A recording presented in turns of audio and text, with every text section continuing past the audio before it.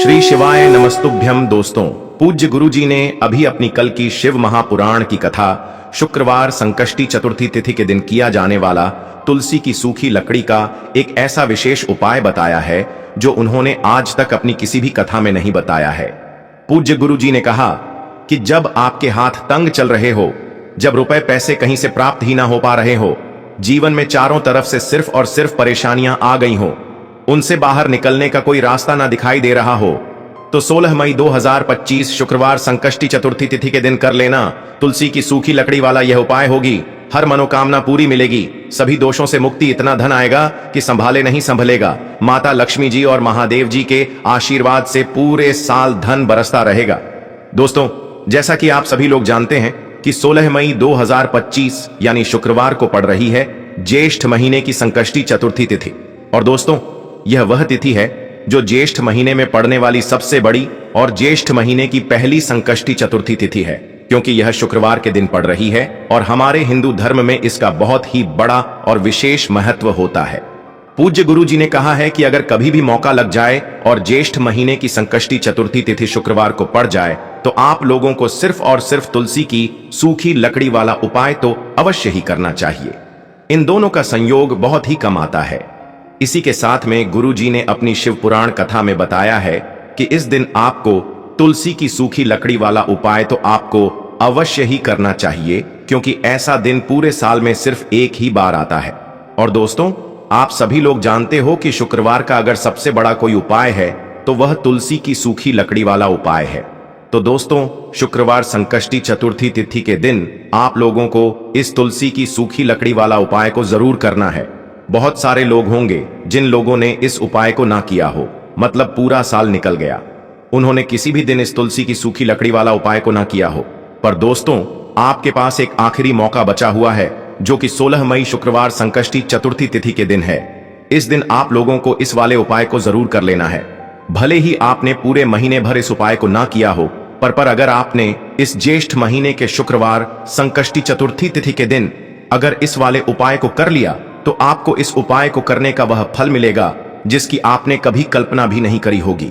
इसीलिए आप लोग इस वाले उपाय को एक बार जरूर कर लेना है, ताकि आप लोगों के हाथ से यह मौका ना जा सके और आपको इस उपाय को करने का फल मिल सके। दोस्तों, यह उपाय पंडित जी ने अपनी अभी की ही श्री शिव महापुराण की कथा में बताया है। जी, इस उपाय को आज हम आपको बहुत अच्छे से समझाने वाले हैं। इस वीडियो को देखने के बाद इस उपाय को समझने के लिए आपको कोई और वीडियो को देखने की जरूरत नहीं पड़ेगी। तो चलिए दोस्तों, उपाय को शुरू करते हैं। देखिए, यह इस ज्येष्ठ महीने के शुक्रवार के दिन यह इतना खास होता है, इतना महत्वपूर्ण होता है। देखा गया है कभी कभी बड़े बड़े पूजा पाठ अनुष्ठान से जो मनोकामना पूर्ण नहीं होते, वह ज्येष्ठ महीने के शुक्रवार के दिन एक छोटे से उपाय करने से ही आपकी मनोकामना पूर्ण हो जाती है। और बहुत सारे लोगों ने इस उपाय को किया भी है और उनको इस उपाय को करने का फल भी जरूर मिला है। अगर आप लोग भी इस उपाय को करना चाहते हैं तो आप इस उपाय को पहले अच्छे से समझ लेना, सुन लेना, उसके बाद करना। आपको इस उपाय का फल जरूर मिलेगा और इस उपाय को कर लेने से आपके घर में चाहे किसी भी प्रकार की दुख और समस्या क्यों ना चल रही हो, आपको उसका कारण भी नहीं पता है कि भाई यह समस्या किस कारण से चल रही है। उसका कुछ भी कारण हो सकता है, जैसे पितृदोष हो सकता है या किसी भी तरह का मंगल दोष भी हो सकता है। तो इस दिन आप लोगों को यह वाला उपाय कर लेना है। यह एक ऐसा उपाय है जिस उपाय को अगर किसी विशेष दिन पर किया जाए तो भाई उस विशेष दिन का जो है वह तो हमें मिलता ही मिलता है। पर हमने उस दिन पर इस उपाय को किया है तो हमें उससे भी बड़ा फल मिलता है, और फल बहुत जल्दी मिलता है, क्योंकि आप इस उपाय को बहुत ही बड़े और विशेष दिन पर कर रहे हो। तो चलिए अब उपाय के बारे में बात करते हैं। लेकिन उससे पहले आप लोगों को यह जानना आवश्यक है कि आखिर यह उपाय किस समय करना है, किसको करना है और कैसे करना है। तो चलिए हम आगे आपको वीडियो में एक एक करके बता देते हैं। लेकिन उससे पहले अब चैनल पर पहली बार आए हैं या फिर मेरी आवाज आज पहली बार सुन रहे हैं तो हमारे चैनल को सब्सक्राइब जरूर कर लेना और इस वीडियो को लाइक करके कमेंट बॉक्स में श्री शिवाय नमस्तुभयम ओम नमः शिवाय जरूर टाइप कर देना। तो दोस्तों, इस तुलसी की सूखी लकड़ी वाला उपाय को हमें इस शुक्रवार के दिन कैसे करना है, किसको करना है, किस समय करना है और कहां पर करना है, ये सारे सवालों के जवाब आपको इस वीडियो में मिल जाएंगे। और जो यह वीडियो देखेगा भाई, उसको तुलसी की सूखी लकड़ी वाला उपाय जरूर करना चाहिए, क्योंकि इस दिन काला तिल का भी बहुत ही बड़ा और विशेष महत्व होता है। बात आ जाए तुलसी की सूखी लकड़ी वाला उपाय की, तो यह सोने पर सुहागा वाली बात हो जाती है और यह एक बहुत ही बड़ा उपाय हो जाता है इस शुक्रवार का। तो अब दोस्तों, इस तुलसी की सूखी लकड़ी उपाय को आखिर करना किसको है, सबसे पहले हम लोग वह बात जान लेते हैं। तो देखो, घर की जो बड़ी माताएं बहनें होती हैं, उन माताओं बहनों में से कोई भी एक बड़ी माता बहन इस वाले उपाय को कर सकती है। और दोस्तों, अगर आप चाहें तो अपने घर में से सभी सदस्यों को भी इस उपाय को करवा सकते हैं। अगर किसी व्यक्ति की खुद की कोई मनोकामना है, खुद की कोई दुख और परेशानी है जो कि वह अपने लिए ही करना चाहता है, इस वाले उपाय को तो वह खुद अपने लिए भी कर सकता है। बाकी अगर कोई घर में से ऐसा है जो कि अपने पूरे घर परिवार की सुख और शांति के लिए यह वाला उपाय करना चाहता है, तो भाई वह भी कर सकता है, उसमें भी कोई दिक्कत वाली बात नहीं है। कहने का मतलब यह है कि इस उपाय को हर एक सदस्य भी कर सकता है और पूरे घर परिवार के सदस्य के लिए घर की बड़ी माताओं बहनों में से कोई एक माता बहन भी कर सकती है। माताएं बहनें अगर घर में उपस्थित ना हो या वह यह वाला उपाय ना कर पा रही हो, तो फिर घर का कोई बड़ा सदस्य भी इस तुलसी की सूखी लकड़ी वाला उपाय को कर सकता है, चाहे फिर वह पुरुष ही क्यों ना हो, उसमें कोई भी दिक्कत वाली बात नहीं है। उसके बाद में दोस्तों, जो अगला प्रश्न निकल कर आता है वह यह आता है इस उपाय को लेकर कि आखिर इस उपाय को हमें किस समय करना है, सुबह के समय करना है कि शाम के समय करना है। तो देखो, इस वाले उपाय को आप लोग सुबह के समय भी कर सकते हो और शाम के समय प्रदोष काल में भी कर सकते हो। अब अगर आप पूछो कि भाई सबसे उत्तम समय कौन सा रहेगा इस तुलसी की सूखी लकड़ी वाला उपाय को करने का, तो हम आपसे बस यही कहेंगे कि इस उपाय को आप सुबह के समय करेंगे तो ज्यादा बेहतर होगा।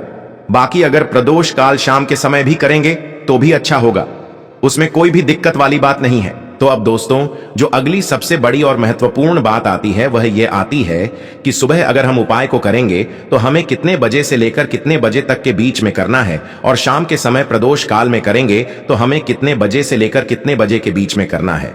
तो देखो, सुबह जितनी जल्दी हो सके आप उपाय को करने की कोशिश करना। बाकी अगर किसी कारणवश लेट भी हो जाओ, थोड़ी देर भी हो जाए, तो 10 या 11 बजे तक भी आप उपाय कर लेना, पर 12 बजे से ज्यादा देरी ना हो, ठीक है? इस बात का ध्यान रखना। उसके बाद में दोस्तों, अगर शाम के समय प्रदोष काल की बात करें, प्रदोष काल का जो समय होता है वह शाम के 6 बजे से शुरू हो जाता है। मतलब शाम के 6 बजे से लेकर 7 बजे के बीच का जो समय होता है, यह समय प्रदोष काल का समय होता है। तो आप इस उपाय को 7 या 8 बजे के बीच में भी कर सकते हो। मतलब शाम के 6 बजे से रात 8 बजे के बीच में आप कभी भी इस वाले उपाय को कर सकते हो, उसमें कोई भी दिक्कत वाली बात नहीं है। देखिए, यदि हम किसी भी प्रकार के उपाय को निश्चित दिन और निश्चित तिथि पर करते हैं तो इसका हमें बहुत अधिक लाभ मिलता है, और इन उपायों को करने के बाद हमारे जीवन में बहुत अधिक परिवर्तन आता है। साथ ही साथ यह जो उपाय आपके जीवन की सारी परेशानियों को और सारी बाधाओं को दूर करने वाले हैं। देखिए दोस्तों, आज के इस पूरे ही वीडियो में हम आपको 3 चमत्कारिक उपाय बताने वाले हैं, और यह तीनों ही उपाय बहुत ही खास और बहुत ही ज्यादा विशेष होने वाले हैं। तो चलिए दोस्तों, जान लेते हैं गुरु जी द्वारा बताए गए सबसे पहले उपाय के बारे में। ज्येष्ठ माह धन प्राप्ति उपाय, तुलसी की सूखी लकड़ी घर में रख देना, बहुत जल्दी करोड़पति बनोगे, इतना पैसा बरसेगा। राधे राधे। दोस्तों, आपको किसी भी दिन तुलसी की सूखी लकड़ी का उपाय घर पर करना है, और ऐसा समझ लीजिए कि तुलसी की सूखी लकड़ी का यह उपाय आपको बहुत जल्दी करोड़पति बनाएगा, क्योंकि जो ज्येष्ठ का महीना है यह श्री हरि विष्णु को सबसे प्रिय महीना है। तो देखिए, स्कंद पुराण में आता है कि भगवान विष्णु को सबसे प्रिय अगर कोई महीना है तो वह ज्येष्ठ का ही महीना है, और ज्येष्ठ के महीने में तुलसी के उपाय रातों रात आपके भाग्य को चमकाते हैं। ऐसे में आज की वीडियो में हम आपको तुलसी के ऐसे उपाय बताने जा रहे हैं जो रातों रात आपका भाग्य चमकाएंगे और बहुत जल्दी आपको महाधनी बनाएंगे। तो देखिए, श्री हरि विष्णु प्रसन्न होते हैं।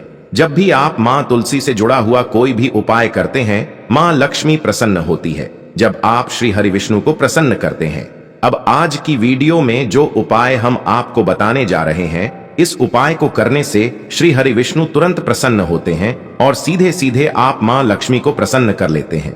आपके जीवन में आप खुद अपने सौभाग्य को प्राप्त कर लेते हैं। इस छोटे से उपाय को करके तो देखिए, सबसे पहले बात कर लेते हैं कि जो माँ तुलसी हैं, इनके बिना श्री हरि विष्णु का पूजन और श्री हरि विष्णु का भोग दोनों ही अधूरे हैं। ना कितनी टहनियां लेंगे, 7 टहनियां लेंगे। थोड़ा सा मौली धागा आपको लेना है और 7 तुलसी की सूखी लकड़ी को एक के अंदर एक यानी गट्ठा टाइप का बनाना है और उसको बांध देना है।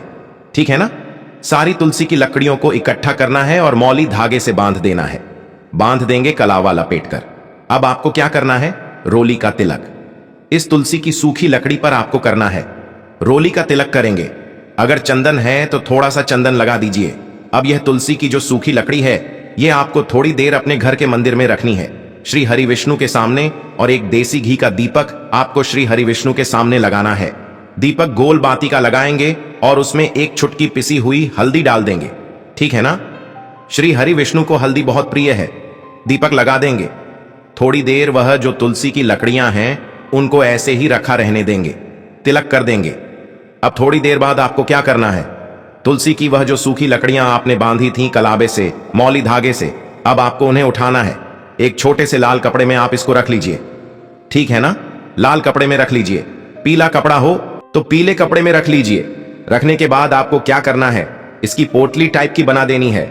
धागे से लपेटकर मौली धागे से ही पोटली बना लीजिए। आराम से बंध जाती है। अब इस पोटली को आपको कहां रखना है? इसे आपको अपने घर के मुख्य द्वार पर टांगना है। ठीक है ना? अंदर की तरफ, बाहर की तरफ नहीं, अंदर की तरफ, मुख्य द्वार पर अंदर की तरफ टांग दीजिए और मां लक्ष्मी का ध्यान करिए, श्री हरि विष्णु का ध्यान करिए। उनसे प्रार्थना करिए कि हे धन की देवी मां लक्ष्मी, आप मेरे घर में पधारिए और अपनी कृपा मुझ पर बरसाइए।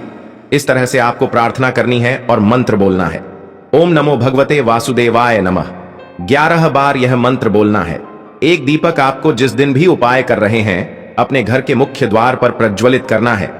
चौमुखी दीपक यानी 4 बाती का दीपक लगाएंगे और थोड़ी सी हल्दी उस दीपक में भी डाल देंगे। मुख्य द्वार पर दीपक बाहर की तरफ लगाना है, सीधे हाथ पर। ठीक है ना?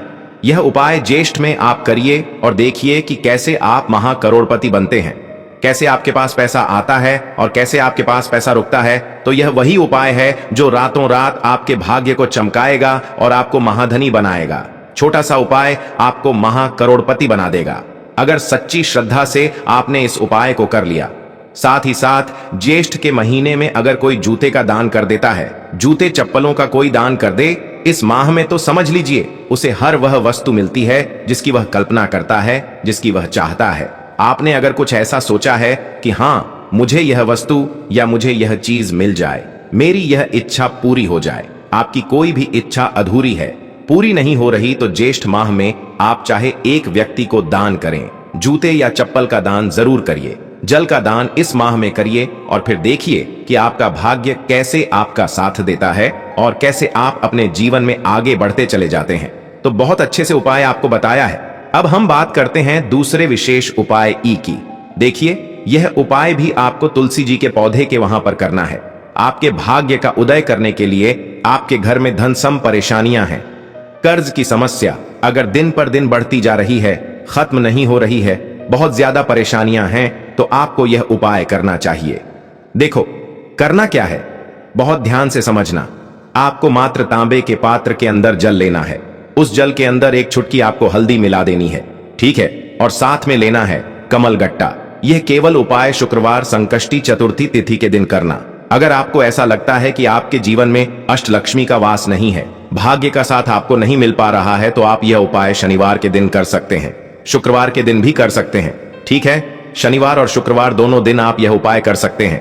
देखो करना क्या है, इस टाइम के पात्र के अंदर हल्दी डाली और एक कमल गट्टा डाला। अब आपको तुलसी जी के वहां पर जाना है।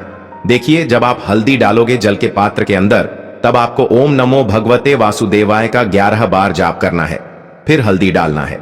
जब आप कमल गट्टा डालोगे तब आपको ओम श्री नमः या ओम महालक्ष्मी नमः इस मंत्र का जाप करते हुए एक कमल गट्टा डालना है, 11 बार जाप करना है। ठीक है? कमल घट्टा और हल्दी दोनों होना चाहिए। कमल घट्टा महालक्ष्मी का प्रतीक माना जाता है और हल्दी जो है वह भगवान विष्णु के निमित्त आप हल्दी डालेंगे। ठीक है? इस जल को आपको तुलसी जी की जड़ में अर्पित करना है। ओम नमो भगवते वासुदेवाय का जाप करते हुए बस इतना सा उपाय करना। धन संबंधित को कोई भी परेशानियां हैं वह सब दूर हो, ऐसी आपको प्रार्थना करनी है। कर्ज से जुड़ी कोई परेशानी हो तो ऐसी प्रार्थना करनी है कि यह दूर हो जाए। ऐसी कामना करते हुए यह दूसरा प्यारा सा उपाय आपको करना है। तो देखो, यह हो गया दूसरा उपाय जो कि आप सुबह से लेकर के शाम तक कर सकते हैं। शुक्रवार या शनिवार के दिन सिर्फ एक बार ही करना है। अब जो कमल गट्ट है, कमल गट्टे को आपको वहीं पर तुलसी जी के वहां पर रखे रहने देना है, आपको उठाना नहीं है। वह कमल गट्टा चाहे तो आप तुलसी जी की वहीं पर गांठ दें, ठीक है, तो भी चलेगा। तो इस प्रकार से आपको यह सुंदर सा उपाय करना है। अब हम बात करते हैं तीसरे उपाय की। ध्यान रखना, यह जो दूसरा उपाय है यह आपको आपके घर में ही करना है, बाहर कहीं पर भी मत कर करके आना, ठीक है। घर में अगर तुलसी जी हो तो ही आप यह उपाय कर सकते हैं। अब हम बात करते हैं तीसरे विशेष उपाय। देखो, भाग्य का साथ आपको मिले तो गुरु बृहस्पति को मजबूत करना बहुत जरूरी होता है। इसीलिए पूज्य गुरुदेव ने एक बहुत ही सुंदर सा उपाय बताया था, जो कि है पीले चावल का थोड़े से अक्षत लेना, चावल लेना। अगर आपको ऐसा लगता है ना कि आपको किसी भी चीज में सफलता नहीं मिल पा रही है, किस्मत का साथ आपको नहीं मिल पा रहा है, तो पीले चावल लेना। पीले चावल कैसे करोगे? 11 चावल लेना साबुत, उसके अंदर पीला चंदन है वह आपको मिला देना है और चावल को पीला रंग कर देना है, ठीक है। साथ में लेना है एक बेलपत्र और साथ में लेना है तांबे के पात्र के अंदर जल, ठीक है। यह तीनों सामग्री लेकर के शुक्रवार संकष्टी चतुर्थी तिथि के दिन सुबह से लेकर के रात्रि तक, जब आपकी इच्छा हो तब आप यह उपाय कर सकते हैं। अब आपको क्या करना है? भगवान शिव के मंदिर में जाएंगे, जो एक बेलपत्र है वह माता अशोक सुंदर वाले स्थान पर आपको अर्पित करना है। डंडे का हिस्सा जलाधारी की तरफ हो चाहिए, उस प्रकार से आपको यह बेलपत्र अर्पित करना है। जब बेलपत्र अर्पित करोगे तब आपको कुंदकेश्वर महादेव का नाम लेना है, माता अशोक सुंदरी वाले स्थान पर, ठीक है। अब जो चावल के दाने हैं, जो अक्षत लेकर के आए हैं, वह भगवान शिव के शिवलिंग पर आपको अर्पित करना है। जब आप अर्पित करोगे तब आपको बृहस्पति शवर महादेव का नाम लेना है।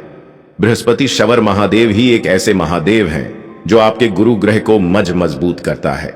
तो आपको इस प्रकार से अर्पित करना है और अंत में एक लोटा जल धीरे धीरे पतले दरा से बृहस्पति शवर महादेव का स्मरण करते हुए या श्री शिवाय नमस्तुभ्यम का जाप करते हुए आप अर्पित करें। यह मात्र केवल और केवल शुक्रवार के दिन किया जाता है और यह उपाय बहुत ही ज्यादा प्रभावशाली है। ध्यान रखना, हल्दी का उपयोग मत करना, चावल में पीला करना है। चावल को तो पीला चंदन ही होना चाहिए, ठीक है। अब यह जो उपाय जो भी करता है, निश्चित तौर पर उसके जीवन के सारे अंधकार दूर होते ही होते हैं, उसको सफलता भी मिलती है, बृहस्पति मजबूत होते हैं, किस्मत का साथ उसको मिलने लगता है। यह उपाय अगर आप प्रदोष काल के समय करते हैं तो और लाभकारी सिद्ध होता है। तो दोस्तों, यह थे पूज्य गुरुजी द्वारा बताए गए कुछ बहुत ही खास उपाय। अगर आपको जानकारी अच्छी लगी हो तो वीडियो लाइक करिएगा। मिलते हैं फिर एक नए वीडियो के साथ। शिवाय नमः।